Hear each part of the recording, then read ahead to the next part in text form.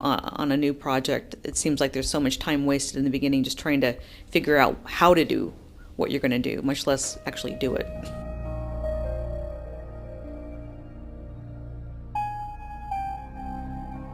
To my understanding, it's similar other than the navigation system, and I have to be honest. I don't have an Xbox 360, so I haven't been able to test out that version of it. But I probably will wait until we're really really happy with the PC version, and then spend some time trying to help out with the Xbox 360.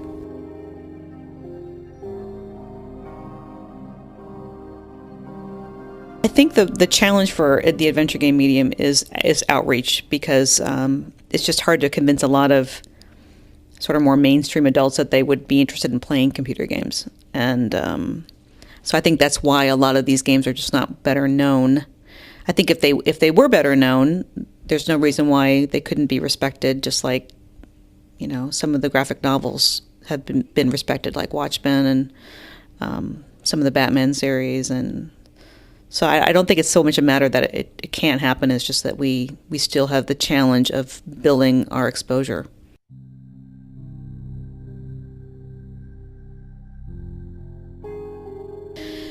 I think there's definitely a big crossover there, and that's one reason why I've invested a lot of time in the casual game industry. I've been working in casual games since 2003, and I think it is to address that outreach issue of how do we reach more people and let them know that these games are out there. And the casual gaming medium is definitely reaching a new audience for us.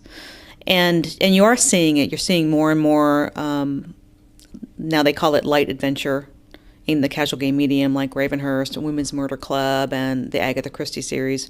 There's a lot of elements that they have that are very adventure game-like. And in fact, I'm working on a new one right now that is very heavy inventory-based puzzle game. So I think we are going to see, I think, more of a continued emergence of these two branches of the river, but it's taking a long time. I think part of it is the financial challenge on the casual game side is that the prices of those games keep coming down and down and down, and so it's hard to keep making the games bigger. It's sort of an antithesis of actually making the games bigger. But I think that hopefully the people that we convince to play those games on the casual side will then be able to turn around and play more PC-based adventure games too.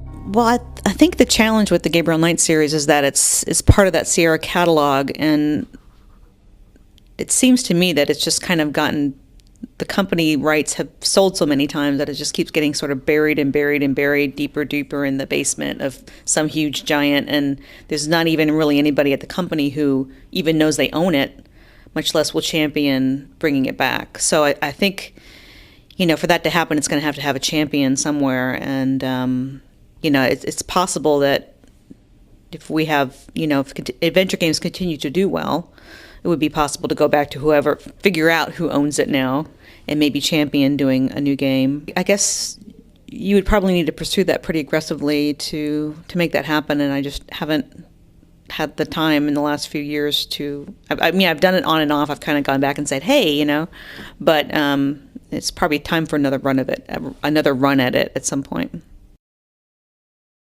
I'm Lorelei King, and I'm voice directing Gray Matter.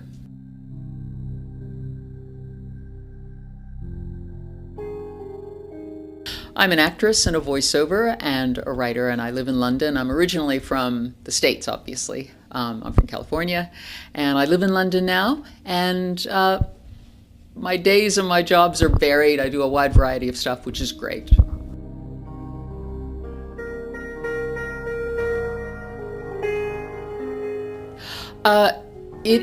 No, not entirely. I've directed some parts of other, and I've written for some video games, and I've directed in some parts of video games, and I've acted in a lot of video games. So I'm familiar with the medium. It's the first time I've directed one start to finish, and it's really fun, and I'm so pleased it's an adventure game because it has so much more of a story.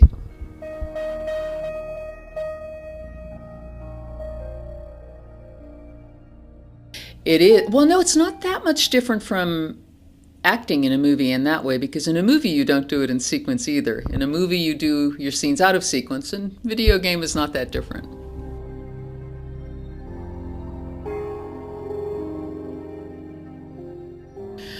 Well, I think this comes from my voiceover background. I tend to like the peripheral characters, the smaller characters, because they're so much more interesting. Like we have one little guy who's the ice cream vendor, and he's going to have an Italian accent, and I love seeing what the actor is going to bring to it.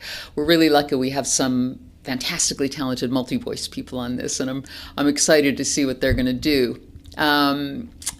We also have Mrs. Dalton I'm looking forward to seeing. She's a housekeeper, and I think she's going to be very funny, and I'm really looking forward to seeing her. You have to love the two heroes, the heroine who we just finished recording, fantastic, feisty, kind of strong girl. She's going to be great. And I'm looking forward to meeting our romantic hero, the tortured, dark Dr. Stiles.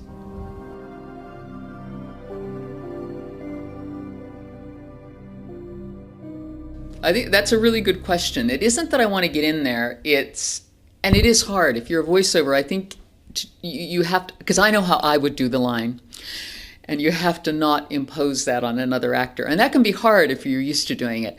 Having said that, I have given myself a cameo in here. I think a couple of them. I played a couple of the smaller American characters. Not to give myself something to do, but to save time for the other actors, because we're moving fast. We're covering a lot in a short time, so to make sure we have enough time. And also to be a little part of it like that, it's fun.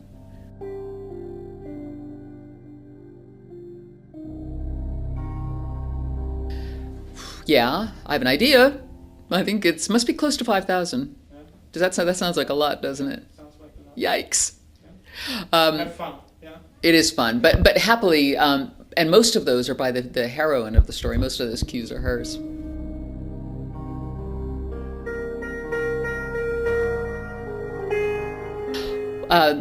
I have a lot coming up, mostly writing and directing. I have a digital publishing company, www.creativecontentdigital.com if you want to go, because I'm doing that as well. My website is loreleiking.com, and you can catch up on what I'm doing with my voice work and my acting work there. That kind of has the most up-to-date stuff.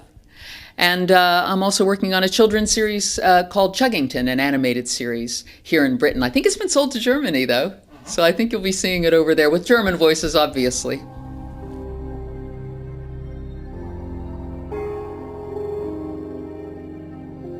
It's been really great having you here today. It's really fun to have visitors.